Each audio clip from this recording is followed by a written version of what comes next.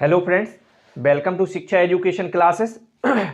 आज दोस्तों हम दो मुख्य बातों को जानेंगे कि एमपी पुलिस में आप कैसे 80 प्लस स्कोर करें, और दूसरा ये कि कुछ यूट्यूब पर इस तरीके की अफवाह है कि एग्ज़ाम कंडक्ट होगा या नहीं होगा। देखिए, सबसे पहले एग्ज़ाम कंडक्ट होगा या नहीं होगा, इस बात को लेकर यदि डिस्कस किया जाए तो ऐसा कुछ यूट्यूबर्स ने ऐसा बताया हुआ है कि ये जो एग्ज़ाम डेट्स थी वो आपकी कैलेंडर में से हटा दी गई है। लेकिन यदि आप नया शेड्यूल देखें, आप एमपीपीईबी की वेबसाइट पर जाएं और इंग्लिश पर क्लिक करके सबसे टॉप पर वहां लेफ्ट साइड में एग्ज़ाम शेड्यूल लिखा होगा। यदि आप वहां पर देखें तो अभी हाल ही में एमपीपीईबी ने जो एग्जाम की डेट्स दे रखी थी वो अपने टाइम पर उन्होंने करवाए हैं। अभी आप लोगों को पता होगा 16, 17, 18, 19 में एग्जाम हुआ है। इसके पहले कृषि विस्तार अधिकारी का हुआ, ग्रुप 4 का भी वो जो सीपीसीटी बेस्ड वैकेंसी थी उसका भी एग्जाम हुआ। तो ये आप मान के चलें कि व्यापम ने अभी ऐसी कोई इंफॉर्मेशन नहीं दी है कि आपका जो पुलिस कांस्टेबल है वो आपका कैंसिल किया जाएगा या पोस्टपोन किया जाएगा। लेकिन कुछ लोगों ने आपकी जो 2020 वाला होगा पैटर्न, उस वाले कैलेंडर को निकाल के दिखाया है कि वहां से एग्जाम डेट्स हटा दी है। ये बता दें आपको कि जब पीबी ने नया शेड्यूल जारी किया है तो उसमें जो एग्जाम हो चुके हैं उसके जस्ट नीचे आप देखें तो स्पष्ट लिखा हुआ है कि जो पुलिस आरक्षक भर्ती है वो आपकी 8 जनवरी से स्टार्ट होगी। अभी ऐसी कोई इंफॉर्मेशन नहीं है कि कैंसिल होगा, रद्द होगा। एक बात, सेकंड पॉइंट ये भी है यहां पर कि अगर कैंसिल नहीं होना है, एग्जाम बहुत से बहुत अगर पोस्टपोन होता भी है तो 2, 5, 10 दिन, 15 दिन, इससे ज्यादा नहीं। आप बहुत ज्यादा उम्मीद लगाकर ना बैठें। आप अपनी ये प्लानिंग करें कि आपको किस तरीके से 80 प्लस स्कोर करना है। इसलिए आप अपनी पढ़ाई को बहुत तेज कर दें। आपको इससे कोई मतलब नहीं है कि एग्जाम होना या नहीं होना है। ठीक, आपका जो मुख्य टारगेट होना चाहिए वो होना चाहिए 80 प्लस स्कोर। यदि एक बार आपको ये पूरा पैटर्न समझ में आ जाएगा तो आपको ये पॉइंट समझ में आ जाएगा कि पहले हमें सिक्योर कितने पे करना है। यदि आज पंचायत इलेक्शन की डेट अनाउंस हो चुकी है, लोगों ने फॉर्म भी भर दिए हैं, ओबीसी आरक्षण को लेकर भी विवाद है, लेकिन जो लोग यहां ये सोच करके चुनाव की तैयारी करेंगे कि जब गवर्नमेंट बोल देगा कि हाँ इलेक्शन होंगे ही, फॉर्म भरे जाएंगे, चुनाव होगा, अगर उस लास्ट बिंदु को लेकर जो लोग तैयारी करेंगे वो तो चुनाव कभी नहीं जीतेंगे।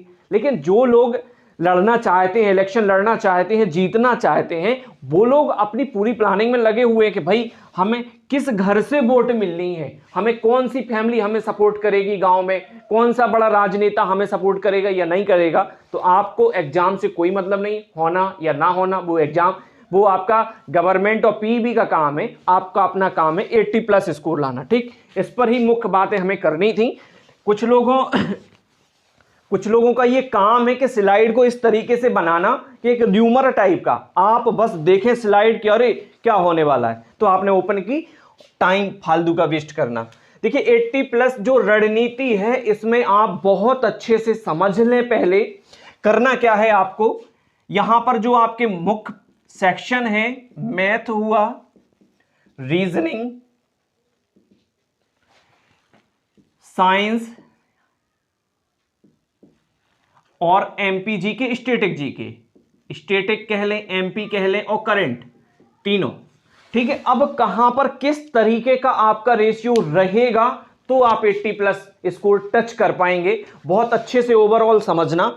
यदि आप 2017 का पेपर निकाल के देखें तो वहां आपको मैथ्स और रीजनिंग दोनों, मैथ्स और रीजनिंग से आपको 60, हर सेट की अलग अलग कंडीशन है, किसी में 60, किसी में 62, किसी में 64, 5 तक की रेंज में मैथ्स और रीजनिंग से क्वेश्चंस मिल जाएंगे आपको। ठीक, अब यदि एक मिनट के लिए आप ये बात सोचें, किसी भी स्टूडेंट की, चाहे वो कितना भी धुरंधर क्यों ना हो, मास्टर ही क्यों ना हो, बट 100% एक्यूरेसी लाना अपने आप में बहुत बड़ा चैलेंजिंग होता है। यदि एक बात याद रखना मेरी, अगर किसी स्टूडेंट ने मैथ और रीजनिंग में 100% एक्यूरेसी ली, मैं ये स्टाम्प पे लिख सकता हूं कि उसका स्टैटिक और करंट बिल्कुल भी नहीं होगा ना, तो भी उसका सिलेक्शन हो जाएगा, तो भी गारंटेड है ये, है ना।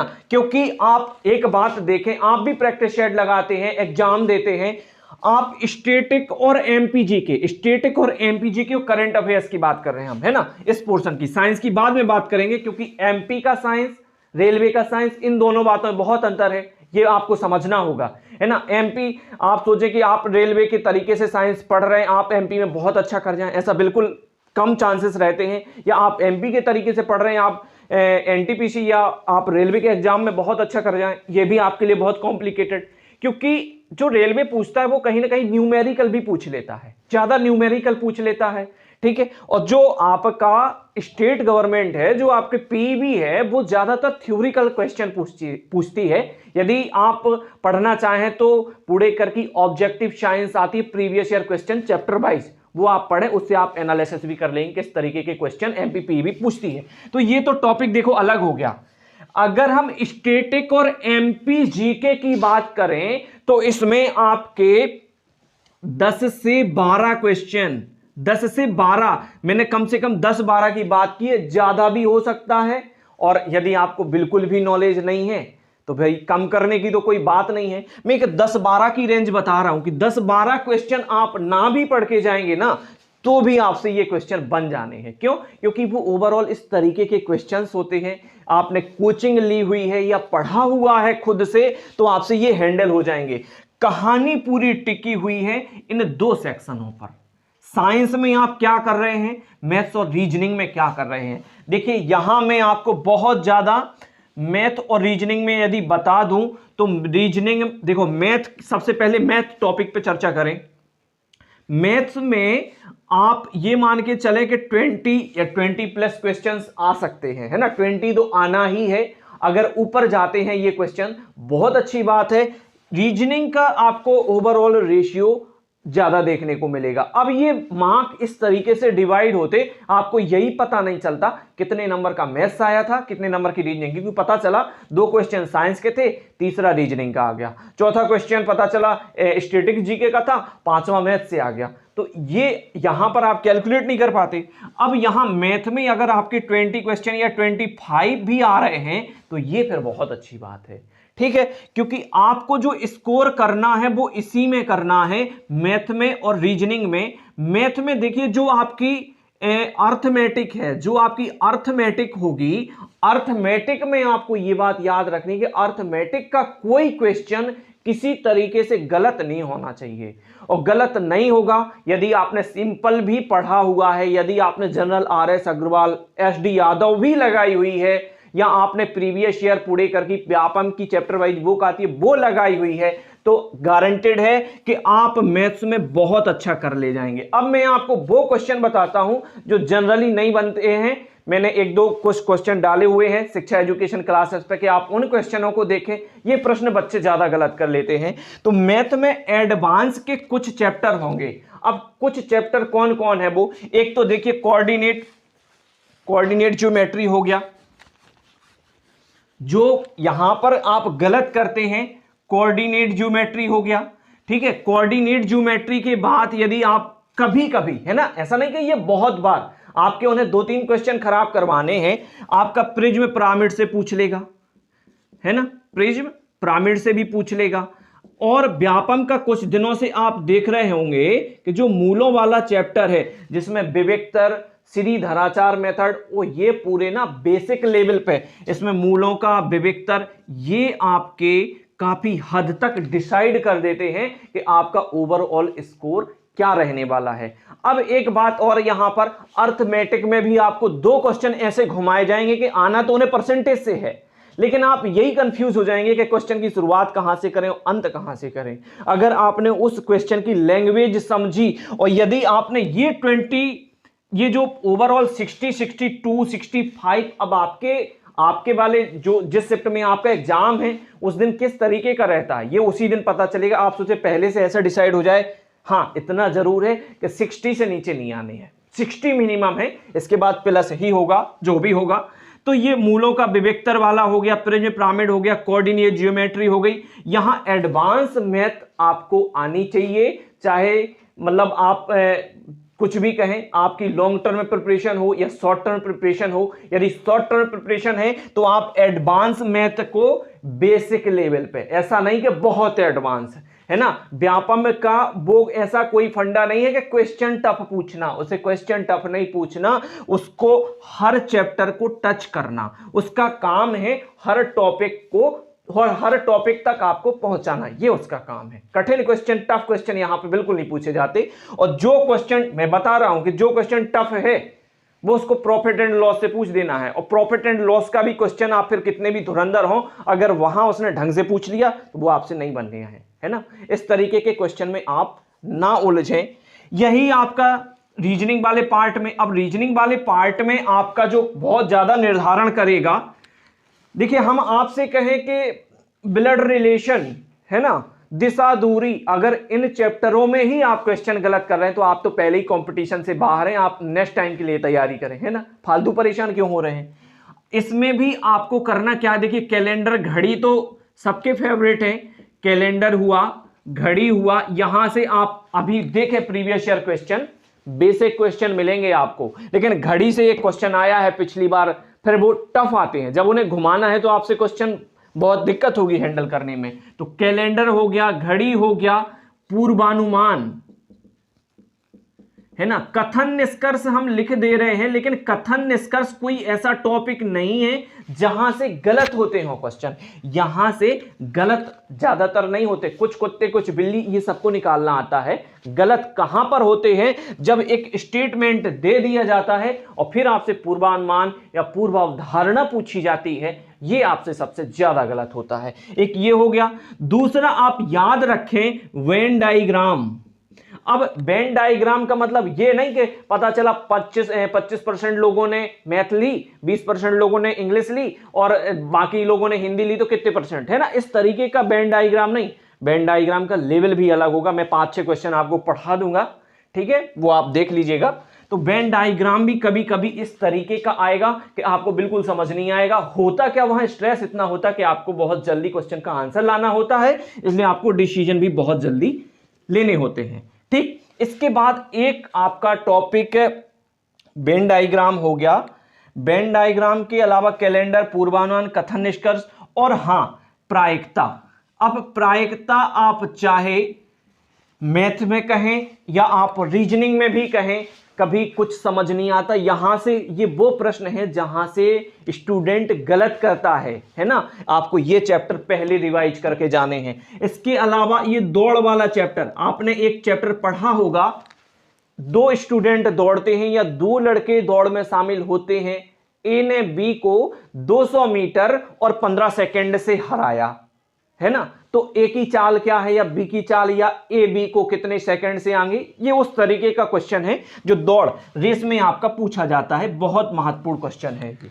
तो प्रायिकता हो गई, दौड़ हो गई। इसके अलावा आता है आपका डाइस, जो घन घनाभ है। घन घनाभ में हम उन प्रश्नों की बात कर रहे हैं जिसमें वो कहता है कि इसके 5 अंक वाला या 6 अंक वाला विपरीत फलक रंगे गए थे, कितने फलक ऐसे निकल के आएंगे कि उसमें 2 रंग होंगे, कितने फलक ऐसे आएंगे कि 1 रंग होगा, कितने फलक ऐसे आएंगे कि 1 भी रंग नहीं, है ना। तो जिस घन घनाभ में हम लोग कलर करते हैं, ये चैप्टर आपके बहुत महत्वपूर्ण है, आपको याद रखना है। कलर वाला घन घनाभ या मध्य घनों की संख्या, केंद्रीय घनों की संख्या, शीर्ष घनों की संख्या, उस तरीके से, या आप कैलेंडर घड़ी कह लें, लेकिन यहां आप कहें कि बहुत ज्यादा प्रतिद्वंदता नहीं, क्योंकि आजकल कैलेंडर और घड़ी हर स्टूडेंट जो जिसे क्रॉस करना है एग्जाम, जिसे क्वालिफाइड करना है, वो सीख के रखता है, ठीक। इसके अलावा आप पूर्वानुमान पे प्रैक्टिस करें, वेन डायग्राम को देखें, और ये ऐसा नहीं कि बहुत ज्यादा आप उसके पीछे मतलब पागलों की तरह लग जाएं कि टफ से टफ क्वेश्चन, टफ से टफ नहीं, आपको चैप्टर आना चाहिए, आपको हैंडल कैसे करना वो आना चाहिए, ठीक। तो आपको इतने पॉइंट यहां।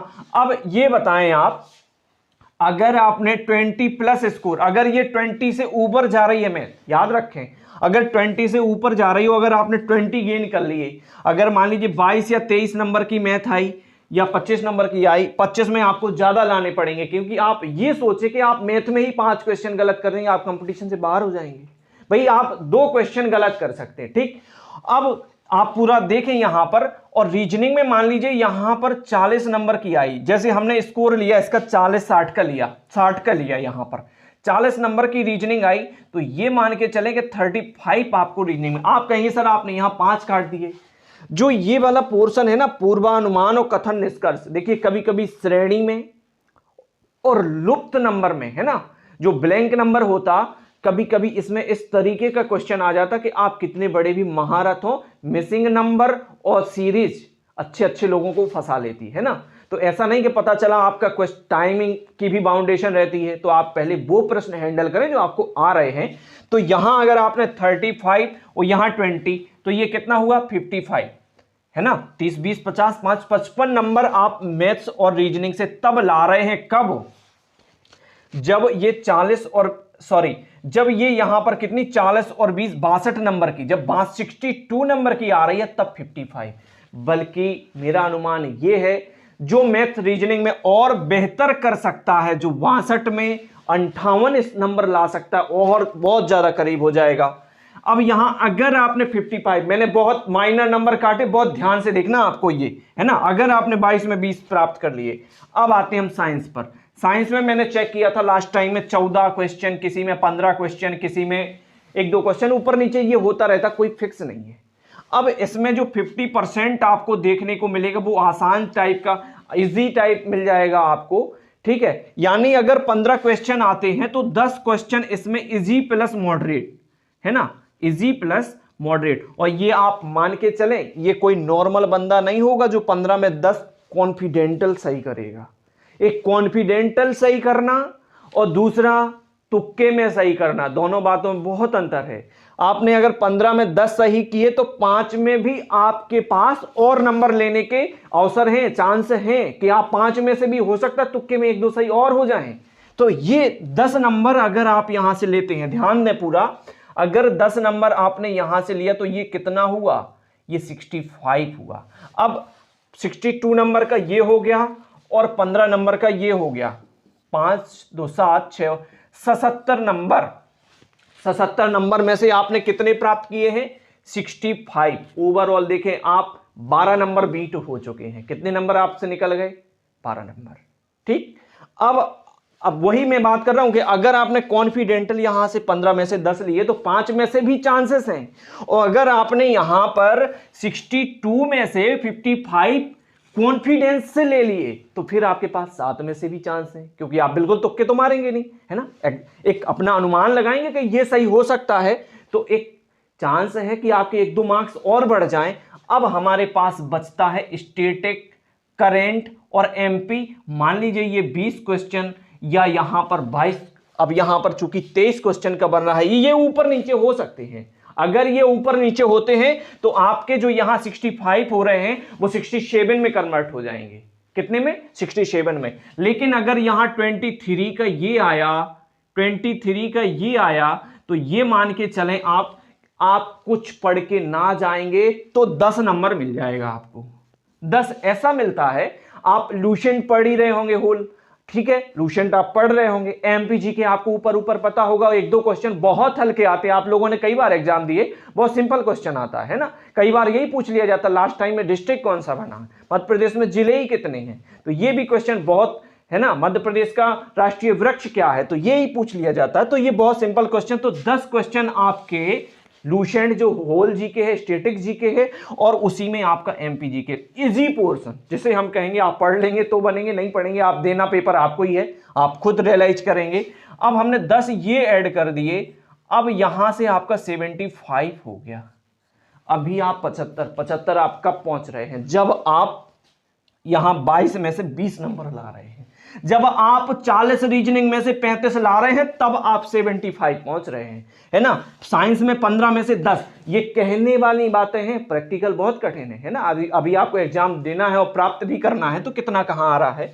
अगर आपकी इस तरीके की प्लानिंग है कि हाँ हम यहां से इतना निकाल लेंगे, अब आपकी जो उस 5 नंबर की कहानी है थोड़ी सी डेस्टिनी पे आधारित नहीं कह सकते हम। अगर आपने यहां पर, कहना तो मैं यही चाहता था कि डेस्टिनी पर भी आधारित है थोड़ा सा। कैसा आधारित है?